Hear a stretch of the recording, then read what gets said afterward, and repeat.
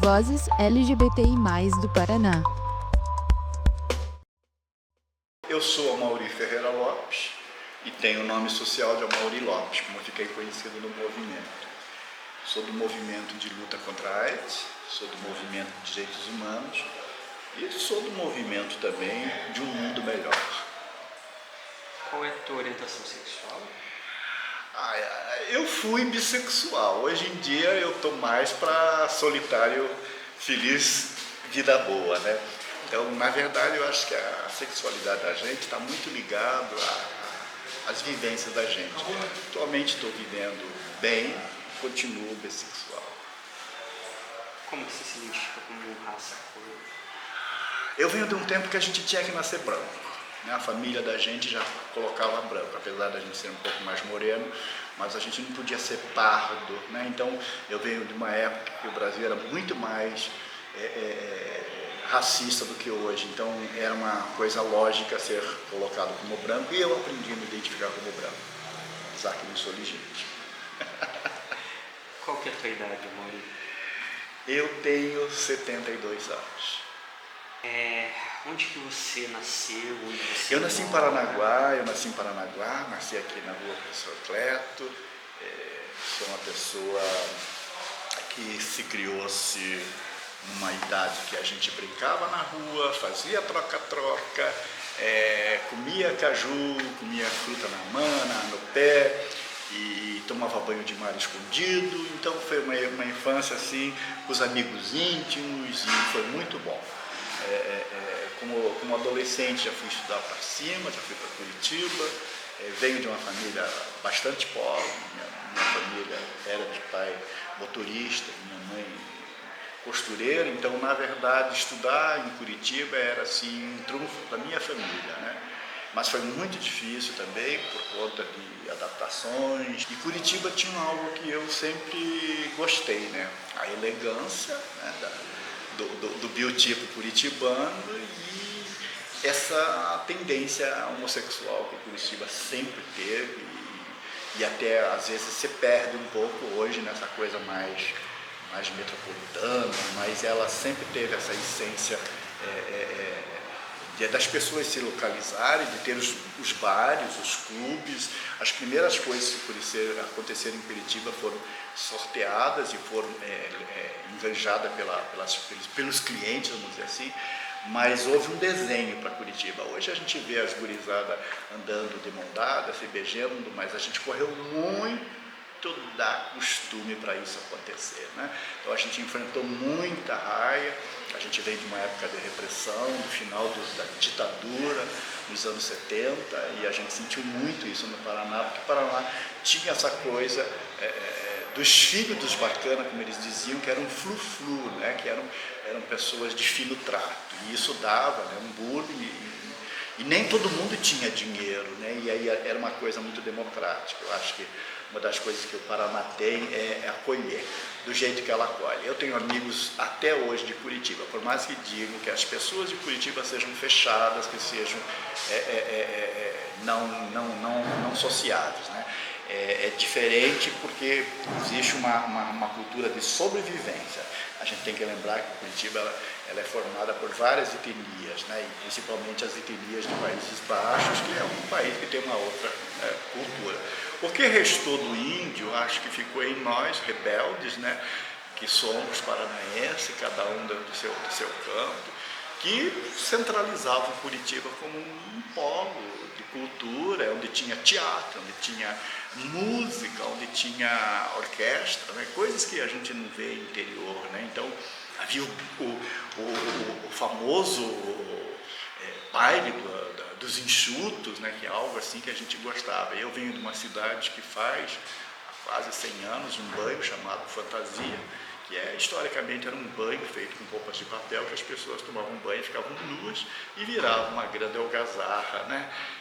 Orquestrada com uma boa banda. Isso existe hoje, claro que os valores são outros, você tem que se cadastrar, mas é aberto, ainda é uma coisa que os homens dizem que é o único dia que os homens beijam na boca, os homens héteros, né? Beijam na boca de outros homens, né? Então é o dia que sempre tem alguém que é desvirginado, né? Então Então, só para recapitular, você passou a infância aqui em Paranaguá, Um pedaço. daí a partir de um dado momento você foi Fui para Curitiba. ainda criança, adolescente. Adolescente. Suas primeiras experiências com outros meninos, então, foram... Olha, eu acho que o que deu o sinal foi um baile, como toda cidade do interior, tinha os salões de baile na cidade, né? E naquele tempo, eu acho que não mudou muito. Agora, já fui convidado para segunda-feira estar participando de um desfile onde a gente se monta de mulher, grotescamente vai para a rua. Não ofendendo a mulher, não. Aqui em Paranaguá. Aqui em Paranaguá. Como chama? Eu não lembro mais o nome, tem um nome próprio, sim. Segunda Bloco dos Enxutos, não é Bloco dos Enxutos. Tem um nome, Mas sim. não é Bloco das Escandalosas, né? Não, esse aí é um Tunina, né? Que é mais- já tem. É mais ou menos uma coisa assim. Só que é uma coisa mais light, é uma coisa que ocorre. Começa a vir de subúrbios, galeras com homens vestidos de mulheres, as mulheres junto. É algo assim bastante delicado, mas ao mesmo tempo extremamente assexuado, porque rola muita coisa, né? Beijo na boca, na frente da mulher, o primeiro toque, então tem histórias assim, eu só vou sair com você se você se desmontar e sair vestido de homem. Então tem várias questões. Não que Paranaguá seja só viada, não é essa a questão, né? A gente não está colocando aqui. Nós estamos falando de liberdade sexual, né? Através de carnaval, e se a gente leva isso para uma ideia mais ecumênica, isso pode até gerar um desconforto para quem faz carnaval, porque a ideia é se divertir, né? Fazer sexo fica por conta de cada de cada pessoa, e se fizer sexo tem que fazer com muita prevenção, com muito cuidado, né? Não adianta eu dizer eu faço PrEP, né? E aí não é bem assim, né? Entendi que a tua experiência foi ainda aqui em Paranaguá. Sim. Aí eu fui nesse baile, eu achei muito interessante, que era uma domingueira, e minhas irmãs foram vestidas de homem e eu fui de mulher. E aí foi muito... Quantos anos? Eu devia ter meus 8 para 9 anos. Foi uma experiência muito interessante, porque eu tinha outra personalidade. Aí eu descobri que eu tinha outra personalidade, né? Então, isso me levou para fazer teatro, né? Foi aonde eu, em Curitiba, me descobri em meios de pessoas fazendo teatro de rua, que era uma coisa assim mesmo de artista de rua. E a gente gostava de fazer aquele tipo, né? Rebelde, cabelo comprido, calças jeans apertado. Eu lembro de uma época que a gente apertava. Eu conhecia as calças boca de sino, mas depois já não era mais boca de sino. Eram umas calças assim que você para pôr tinha que colocar sentado, que não entrava. Camisões, então a maneira de se vestir também já dizia um pouco quem éramos, né, onde éramos. Eu sou do tempo que a Gilda protegia a gente, né, em Curitiba, a gente passava e ela gritava, não mexam com esse, não mexam com aquele. A tia Gilda sempre por perto. Assim. Então, Você conheceu a Gilda lá? Eu conheci a Gilda, eu fiz parte de alguns grupos, havia algumas escuderias que não vou citar nome, porque elas existem ainda, né, e havia muito romance, né? Muito romance mesmo. Eu mesmo me envolvi várias vezes com várias pessoas e era normal naquela época manter relações, manter períodos com a pessoa, né? E sei lá. Tá, você teve lá um primeiro contato com que te colocou nesse lugar não heterossexual, etc. Ainda ali como criança, a partir desse baile de É uma carnaval. fantasia, né? Foi uma fantasia que ficou gravado, e aí quando eu consegui novamente, num carnaval, colocar uma menina grávida, eu fui melhor ainda, porque eu não era menina e não estava grávida. E eu era uma menina e estava grávida. E eu fui em cana porque eu era menina e estava grávida. O juizado, na época, fazia patrulha no meio da cidade e eu fui catado aqui nessa rua, por agente o que hoje seria equivalente ao conselho tutelar. Fui entregue à família que eu estava na rua com outro menino vestido de mulher. Foi escândalo na época, né? Mas como era carnaval, passou batido, né? Não houve uma punição, assim, meu pai riu muito, né? E disse que ia ter sanções, mas não houve nada, não. Ele só pediu que não fizesse mais aquilo para não dar complicação a ele. E a gente também não é trouxa, percebeu que a gente tinha que viver um jeito Mas Paranaguá sempre teve muito gringo, né? Paranaguá era rota de navios. E eles eram belíssimos, né? E a gente não tinha dinheiro e queria namorar eles. E tanto que eu sou adepto de camisinha, toda a minha geração, tinha tanto medo, nojo, que a gente já fazia isso, né? E eles ficavam assim, a gente não falava porra nenhuma, mas eles ficavam muito empolgados com aquela coisa, achando que ia dar tudo. E é uma coisa que também sempre teve, né? Por conta dessa prostituição gostada no porto, havia as grandes figuras, as grandes travestis, né? Praticamente dominavam os espaços gays na época, né? O gay, ele veio muito naquele momento sob a chancela de uma travesti, né?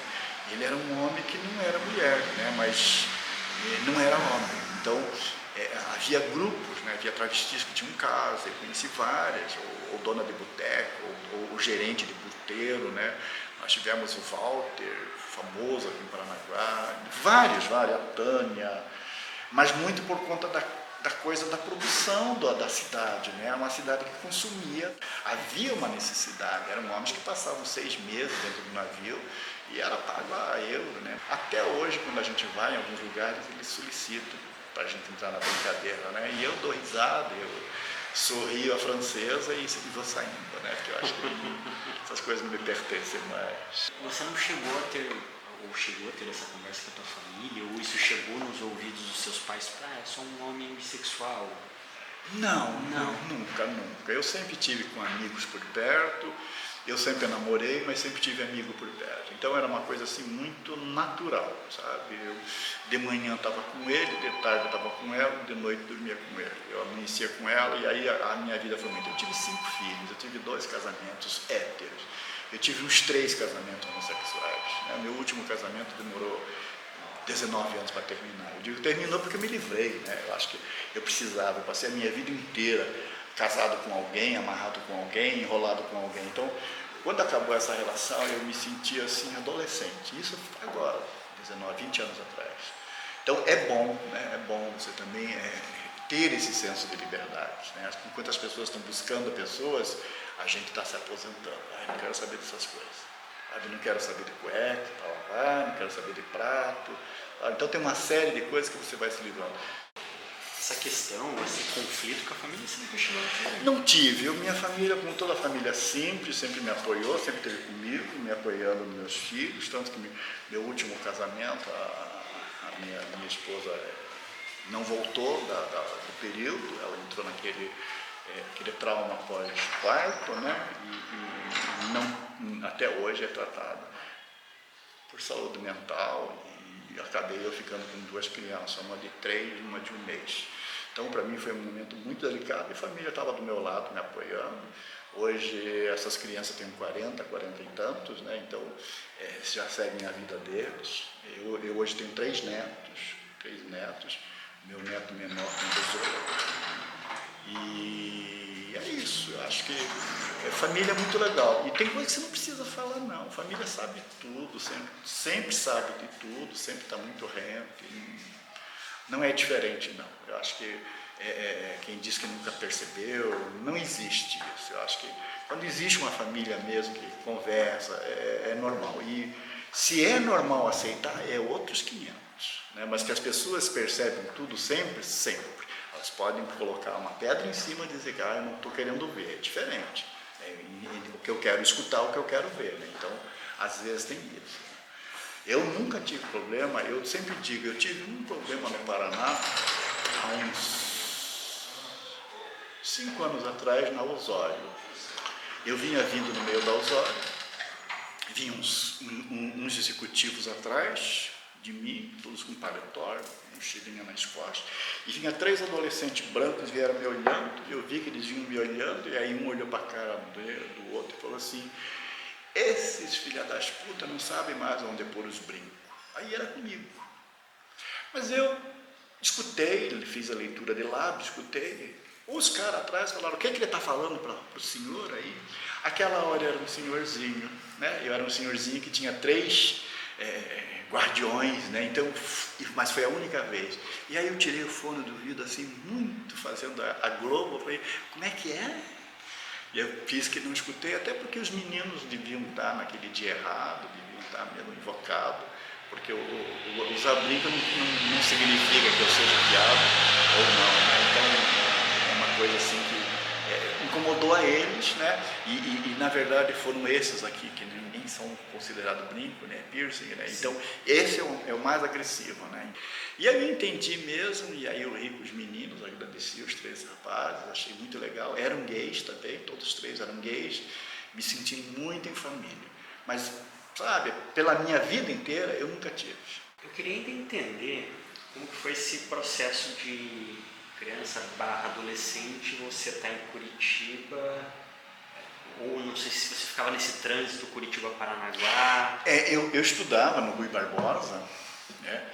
Era um colégio que tinha na época, acho que não existe mais, e era bem difícil. Foi uma época que eu também,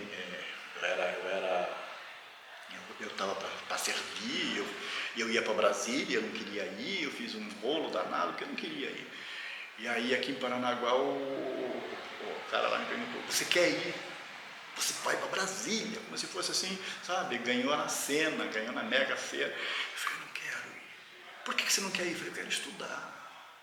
Então havia uma vontade de estudar, e eu sabia que eu ficasse lá, eu ia ficar 1, 2 anos, e aí eu teria que só voltar a estudar quando eu fosse um cabo, ou saísse pronto. Então tudo isso era 2, 3 anos, e eu tinha muita pressa para muita coisa, né? Mas não foi bem desse jeito, que eu tive que sair de Curitiba às pressas. Num mês eu mudei 3 vezes, as polícias em cima de nós. Nós tínhamos uma polícia repressora, e eu não vou citar se era a banda podre, se era militar, se era civil, mas havia uma polícia que fazia uma varredura onde tinha as vagas, né, onde tinha as pensões. Curitiba sempre foi muito dormitório de pessoas que não eram de Curitiba, que vieram do interior. Então havia muita vaga. O que era aquela vaga? Um quarto com 2 biliches. Uma vaga era uma cama para você dormir, né? Você tinha armário e tal. E isso era muito comum. Eu conheci Carmen na Riachuelo se prostituindo, sabe? E assim, havia dias que a gente não conseguia entrar na Riachuelo, porque ou os bandidos estavam dando tiro, ou as putas estavam dando facada, ou a polícia tinha fechado. E aí eu entrava numa porta assim, descia lá na casa do cacete, já saía lá praticamente encostado da presidente Cavalcante. Era uma coisa assim de doido, e eu lembro muito disso, dessas polícias estarem buscando. A gente fazia uma ficha de inscrição quando alugava, que ia direto para a Polícia Federal. Era algo assim que eles cercavam a gente, né? E eu tinha fama de aliciador, né? Hoje eu sei que eu não sou aliciador, eu sei que hoje eu sou articulador, que é uma outra coisa, né? Mas eu era articulador naquela época, só que na cabeça do sistema eu era alguém que não era bom para a população, era alguém que tentava fazer as pessoas enxergar a realidade. Porque havia um momento que as pessoas defendiam, como a gente viu agora recentemente, o domínio geral do país pelos militares, e a gente sabia que aquilo não era bom. Eu tinha visto vários amigos meus sendo caçados. Tem histórias assim que a gente teve enfrentamento com a polícia dentro do Parque Barigui. Dentro ali a gente fugindo com Fusca e eles atrás. Então são momentos assim que eu recordo não muito bem, eu sempre tento esquecer, mas a gente precisa falar que a comunidade gay, nos anos 70, ela foi caçada também, ela foi perseguida, e não era só a comunidade LGBT, as mulheres também. Então havia algo que chamava-se vadiagem, você era enquadrado como vadiagem. E as travestis sofreram muito. Eu lembro que eu cansei de ajudar a travesti a comprar comida. Elas não tinham o direito de sair na rua a comprar comida no hora do almoço. Alguém tinha que comprar marmita e dizer, tome. Então, se elas não tivessem dinheiro, elas não comiam. Se elas tivessem não dinheiro, elas também não comiam. Então, não era o problema do dinheiro. Muito pelo contrário, foi uma época que todo mundo ganhou muita grana com na indústria do sexo, mas havia esse detalhe. De noite elas já compravam na Tiradentes ou no Uau, que eu lembro que havia. Eu cheguei a trabalhar uma época lá e não me dei bem. Então havia assim alguns lugares que tinha comida noturna, então as pessoas compravam mais comida para de dia se alimentar. E a travesti era aquela mesma coisa de não poder ver a luz do dia. Ninguém alugava nada para elas, era bem complicado. A questão da perseguição dos militares era por tudo que não fosse heterossexual, tudo que não fosse cisgênero? O que não era padrão. Eles partiam do processo que não era o padrão. Quando eles iam pegar os meninos, e todo mundo se conhecia. Era comum todo mundo terminar no bife sujo. Era comum todo mundo terminar a noite no cachorro. Era comum as pessoas irem para a Boneca do Iguaçu. Era comum as pessoas irem no sábado no bar do Ópera Rio. Não era Ópera Rio, era o Ópera ali atrás da ruína. Então havia um momento que as pessoas se reuniam. Tá? O Cachorro Quente era conhecido do Teatro Guaíra. Hoje parece que uma floricultura. Aquilo ali virava uma praça de encontros. Né? Então havia uma conversa entre as tribos. Né? Só para entender, então juntava o pessoal do teatro, comunidade LGBT, gay, lésbica. Todos.